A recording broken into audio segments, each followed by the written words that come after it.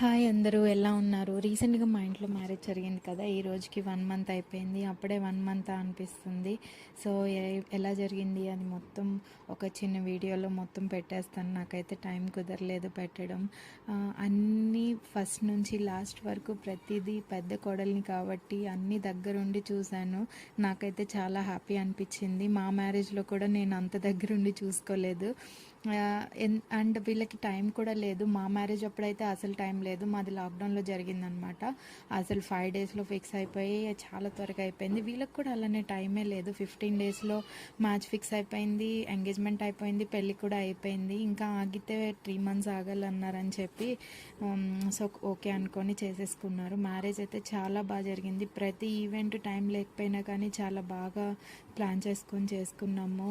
Enjoy చేసాము బాగా. హల్దీకి అయితే చాలా ఎంజాయ్ చేసాము, డాన్స్ చేసాము, బాగా ఎంజాయ్ చేసాము. ఆ తర్వాత పెళ్ళి కూడా చాలా గ్రాండ్గా బాగా జరిగింది. అంత దగ్గరుండి చూశాను కాబట్టి ఎంత పెద్ద కోడలిగా ఎంత పని చేశానో అంతే ఎంజాయ్ కూడా చేశాను. పెళ్ళికి ఒక హెయిర్ స్టైల్ చేయించుకున్నాను. ఓకే ఓకే అనిపించింది. మ్యారేజ్కి అయితే గ్రీన్ సారీ తీసుకున్నాను. నాకు బాగా నచ్చింది. మ్యారేజ్లో డాన్స్ చేసాము.